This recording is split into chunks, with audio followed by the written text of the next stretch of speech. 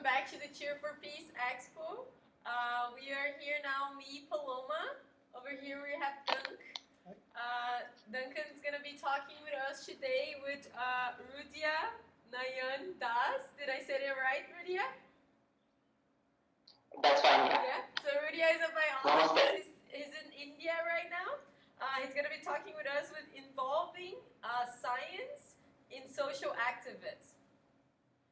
So welcome to Cheer for Peace Expo. We're really happy to have you here with us, and we can't wait to have you explain to us a little bit about how to involve science in social activism. Yes. So essentially, I would talk about just a few points, how we can learn from science or the scientific method and use it in the real world of where people like you who are actually working with regarding social issues, promoting social justice, and my first point, which is very important, is first let's not consider science as a body of knowledge which we need to say solve our health problems or understand why Earth rotates and etc. I mean, of course, science is all that. It's a body of knowledge which is very important, but also there is something called the scientific method, which is nothing but rational thinking, and you don't need to be a scientist to impart or to promote that kind of method. That is, it's a kind of rational thinking which can be useful for any kind of plan. Something like your organization is planning, implementing certain programs, and you can always take these basic things, how we do experiments or how we understand other kind of problems and implementing there. So a bit about the scientific method, and in some things which I think is not always implemented in many social activist movements. So, for example, so we all start with a problem, right? So you see a problem and you are trying to implement certain solutions. Am I audible? Yeah, that's all good. Yeah. So, so it's same here also. So how do we search for the solution? So normally, you would look for similar problems in past and how people have tried tackling it. So that's one approach. And the second is you say that this is a unique problem, or the ground realities in, say, Brazil is different from India, from Ireland, and so you have to put some unique solutions. So for implementing these solutions, you of course need to have a better know-how, and something which I will come later in this talk. But let's say you have a solution, that's fine. So and that's very similar to how a scientist approaches their problem there. But where I think there's this major difference is the evaluation of the impact. So, for example, in your case, you say you have implemented certain solutions for the kids.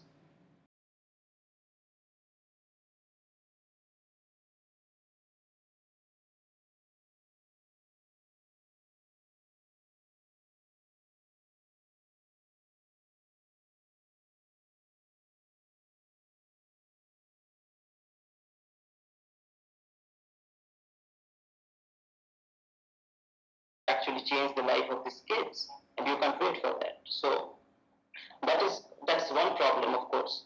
But in more short term, whenever you have implemented certain programs, like you have organized games, you have organized certain social activities, and it all feels good and nice. But after that, did your activity has it impacted the life of these kids?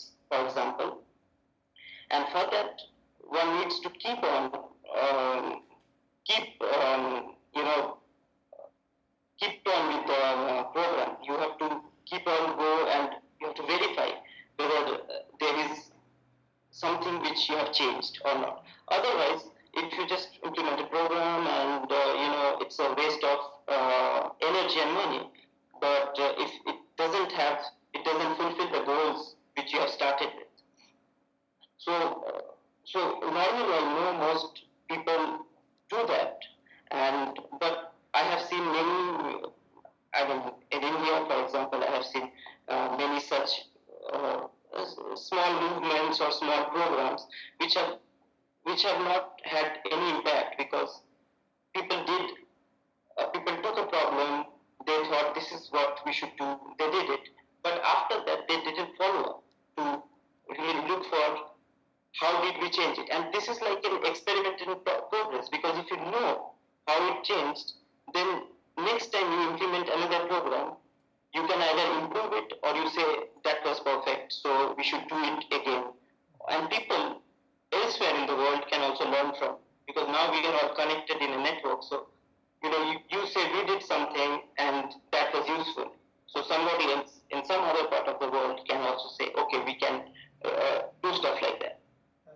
So, the evaluation process, I think, is very important in this. And so, um, so now the main problem is, of course, that we can't evaluate everything to say whether a particular uh, movement or a particular program is successful or not. So, how to do our best in order to know that what we are doing is the right thing and it will have some positive impact at the end.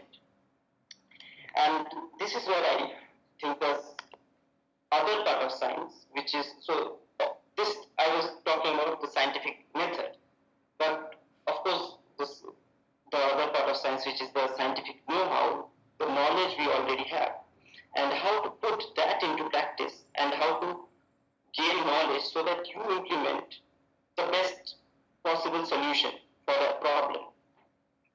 Now, what happens with scientists is, in popular culture or we have a stereotype that scientists are sort of different kind of creatures who are inside universities and laboratories and in a different world altogether. And that stereotype is not wrong. So, it is partially correct. But I think now we are in a position, from the last decade or so, because of internet, blogging, Twitter, Facebook, and this increased connection. This is an example. Like I am now right here, sitting here in Bangalore in my laboratory, talking to you, and we can easily connect with scientists all over the world, where we can share ideas. And not all scientists are extroverts, so people don't always turn up to take a stand on an issue or something. But then they have other ways, like people blog a lot. Then there is scientific journalism, where people try to put things into the media.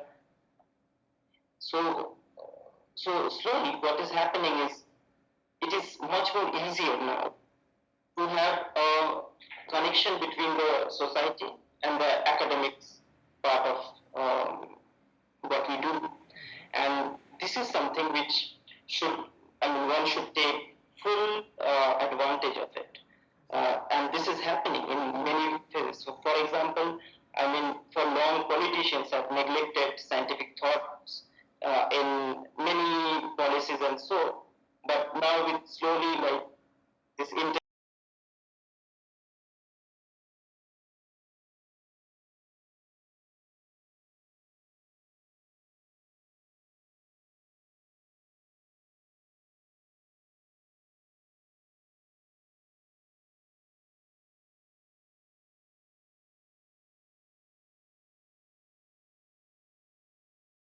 kids who have seen a lot of violence in recent times because of what was happening in Brazil, the riots and all. So it of course affects their mental makeup, and it has the potential of ruining their future. Now this is this say child scholar. Hello? Let's say in Oxford and Cambridge work with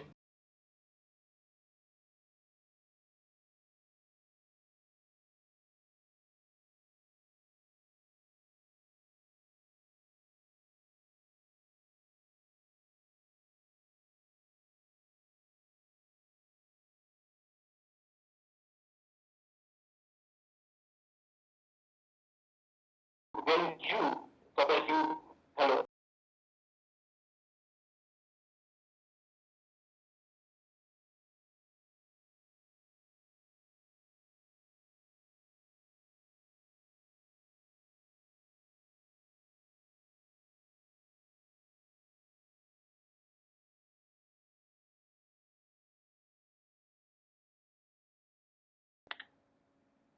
Hello? We had to turn off our camera so because we're having some internet Hello. connections. Can you hear me? Yeah, I can hear you. Okay, so you can carry on, Rudra. But that's okay, I guess. Can you see me? Yeah, we're all good.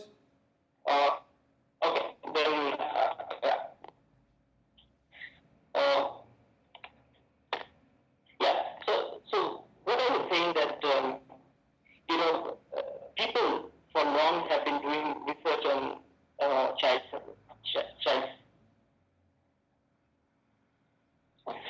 Just give me a minute. Yeah. Yeah. So okay, I'm continuing. Yeah. So for long, people have been doing research on say child psychology or things which. Hello. Yep. Yeah. Should I continue? Yes. Yeah. So so there has been a lot of study, lot of scientific work which goes on what enriches kids, how education is best imparted, how different disturbance in the society affects children, and then people like you who are actually interacting with children who have such experiences. I mean, you guys are the best people who can actually implement this kind of knowledge. So, I mean, but how do you get that knowledge? Because when people do research, they do it in a lab, they publish it in a scientific journal, and very few of it comes in very few of those studies come in mainstream media.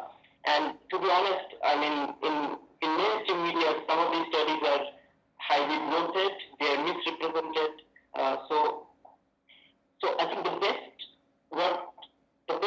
practice is to have a scientific, to have scientific advisors. So when you have an organization which actually works with people and they have and they interact with multiple scientific advisors, not one, because one person can be biased. And based on the inputs you get from them, and based on the input you give them, that this kind of things are happening. So and what science can tell us, what kind of we want to implement a solution like this. Do you think that's the best solution, or do you have a better solution than this? And so, of course, I mean, having a set of scientific advisors and is useful. And now with internet and everything, I mean, you can always connect with people who blog, with scientists all over the planet. So, I mean, it's much easier to rope in people like this to discuss that this is what we are going to do. Is it the best practice?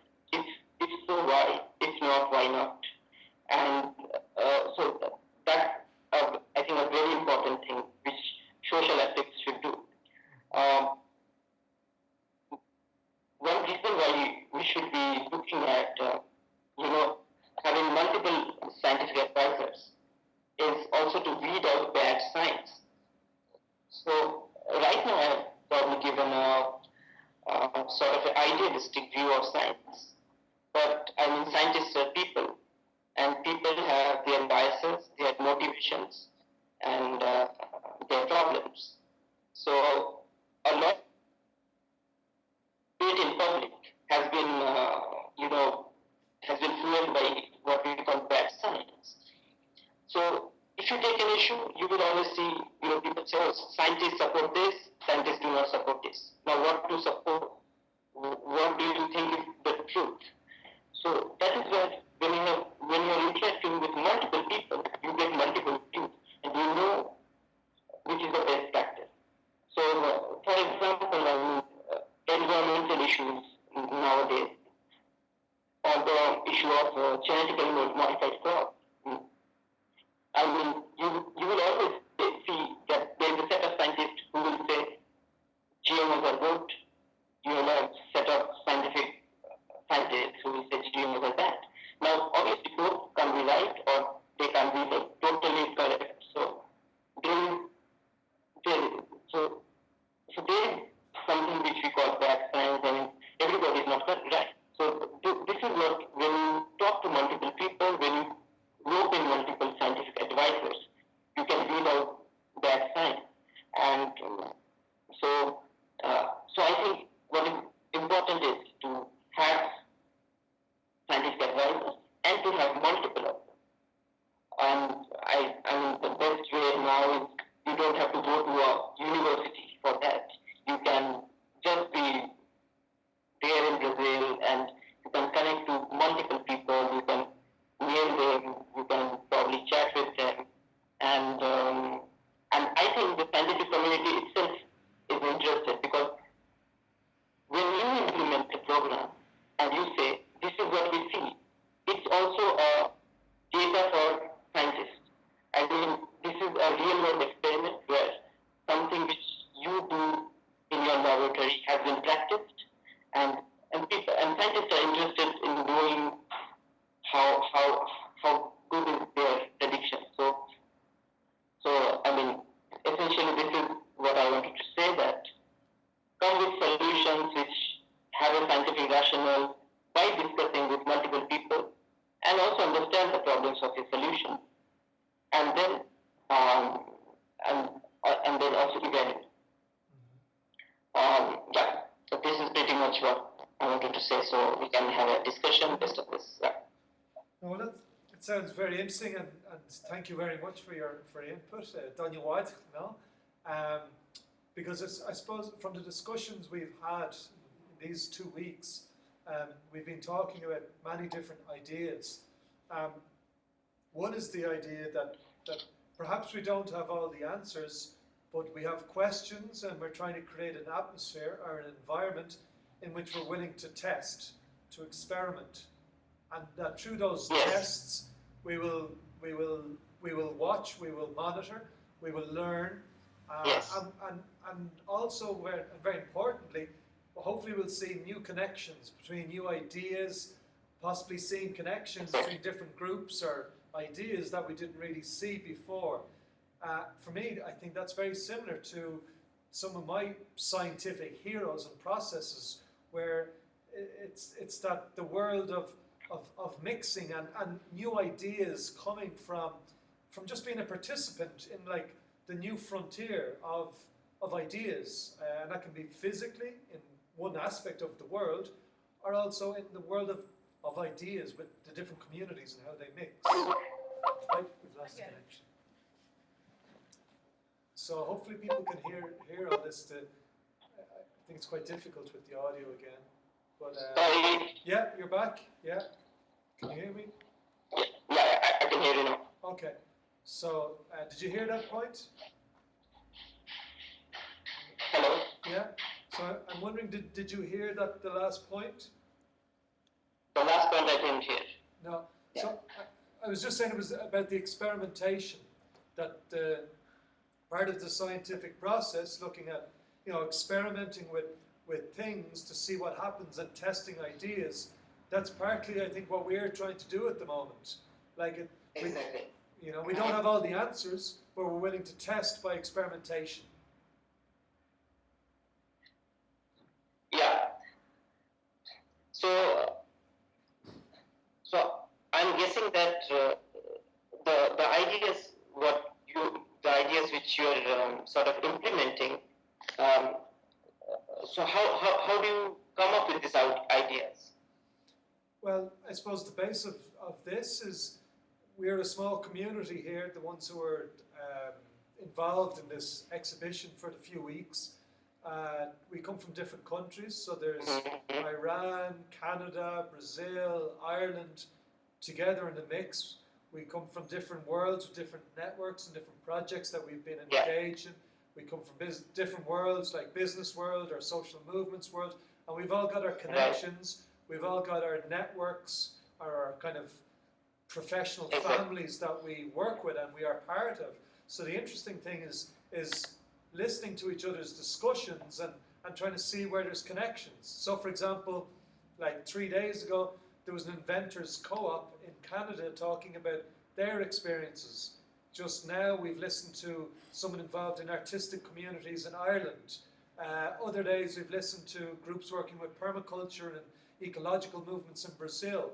So it's very interesting to see different people in different worlds with different perspectives, but they've all got something that they can add to our discussion that we're having. Exactly. And try to bring that to the This is what projects we're trying to implement. Yeah, exactly. Yeah? Exactly. And so this is what I think in social programs.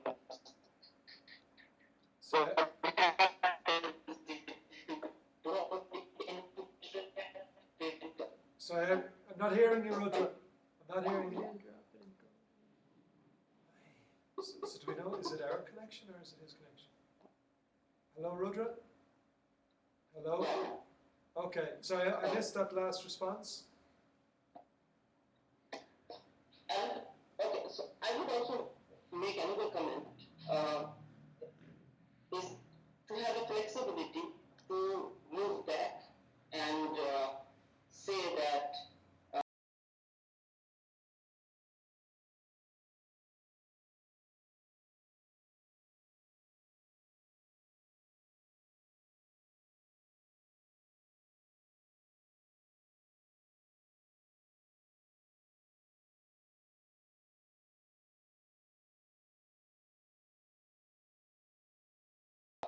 if this doesn't work, I'm ready to move back and rethink what should I do.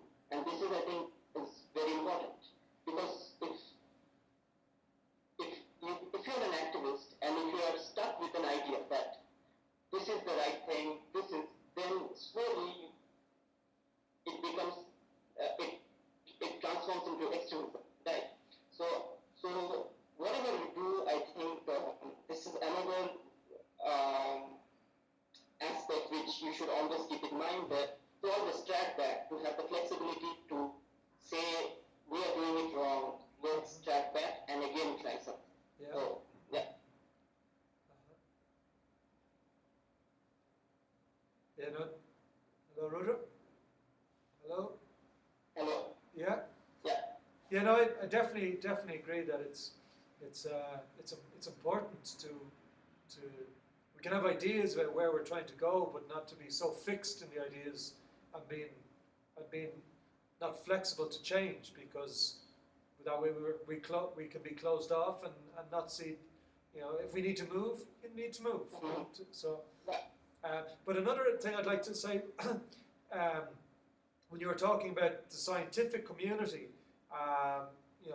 doing their work, that if it's obviously there is a complete value in scientists doing their work in the environment of the laboratory, but it's interesting to try to see if the scientific world can also start to engage more in these real world processes, problems, because partly it may be more difficult because of you're dealing with such changing scenarios or worlds.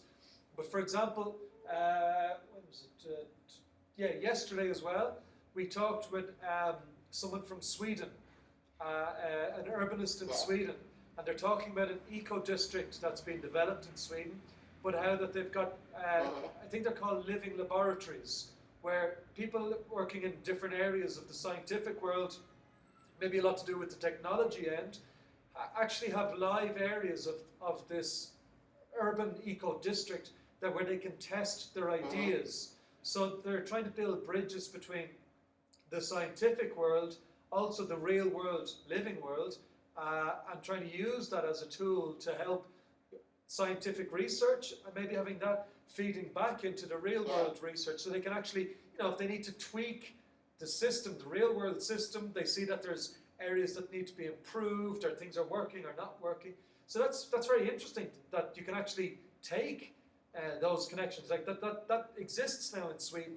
Like maybe similar sort of things. There could be research opportunities between the scientific community to maybe assist in stuff like in the favelas, which is the focus of our work.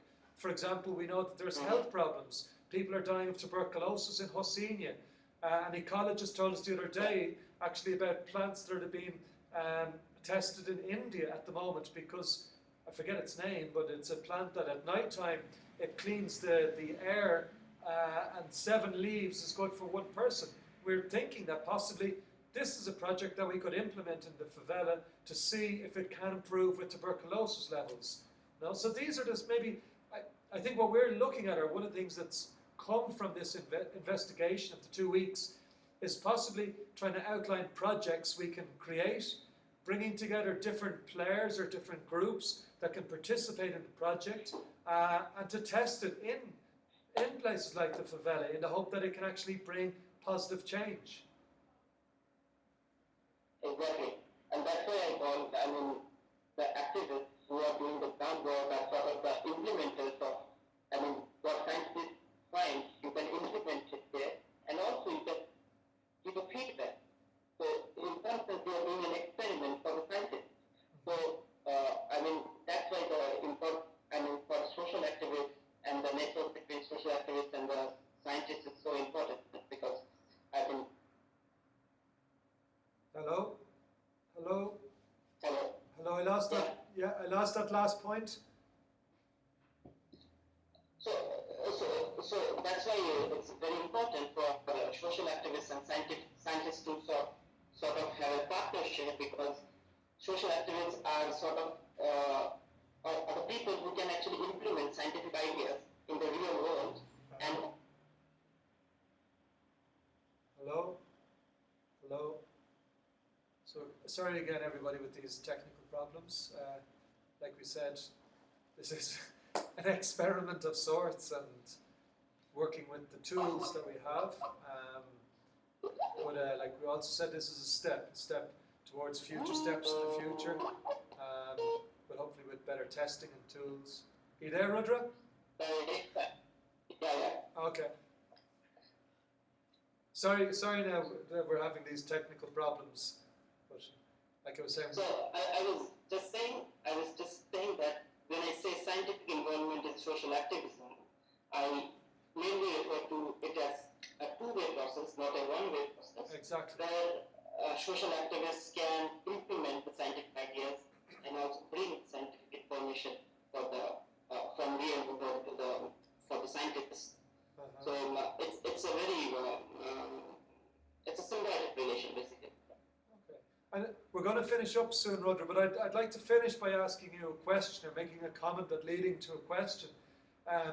So if we go back to the idea of the Renaissance man, we saw a world where there was experimentation and exploration happening. There was artistic and scientific worlds that were merging.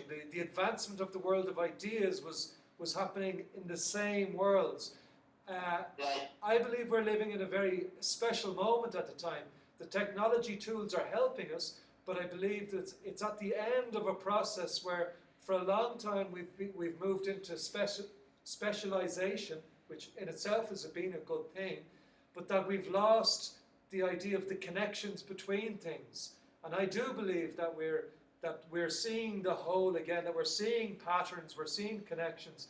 And I'm saying this from someone from, I suppose, more the artistic community, but who has interest in science. So I'm asking you, as someone who's in the scientific world, do you also feel that it's a very interesting moment, because again we're seeing connections between different areas coming together and playing together and thinking together, conversing together? Exactly.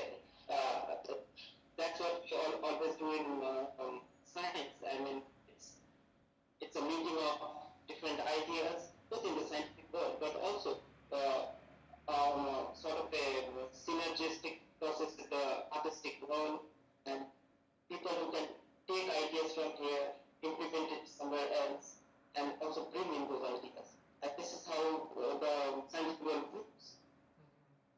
About technology, I think it's upon us to really determine how do we use the technology, because scientific technologies are neutral things. I mean, it's not made for something good. I mean, science has also given us nuclear weapons, atom bombs, all the weapons, and also people can use internet for really, I mean, not always for good, but for some other political purposes or some to promote hatred. So, I mean, the technology is with us in all of this, I mean, internet or other kind of technologies, but it's upon us and not the scientific community per se to see how we will going to use it. Yeah. Okay. Yeah. Okay. So we're going to finish up, Rudra. Okay. Okay. So- So again. So thank you very much for your input. I'm sorry we had a few tech problems, but I hope that this is just a step, that from today, as we go forward or into the future, wherever that is, here in Brazil, that we can continue these dialogues. Hopefully they can lead to further experimentation, possible collaboration and projects, because I know it would be very interesting to look at the future, at some of the communities in India and some of the problems and solutions there, and also some of the things that are happening here in Brazil. So there's lots we can do. This has just been a first step to open up the channels of communication. So so thank you very much, and we hope to see you soon. Thanks for the great initiative, and I would love to be a part of this network. Well, you already have been, so we very much appreciate all your support so far. And just to say to people, because people might know, like Rudra was very helpful by publishing our article about what we're doing here in Brazil in an Indian football, the Indian football website, and it got a lot of, it helped get word out to further communities about what we're doing here, what the reality is here in Brazil. So that was very much appreciated. So we'd like to take this opportunity to say Dhanyawad, to say thank you to you.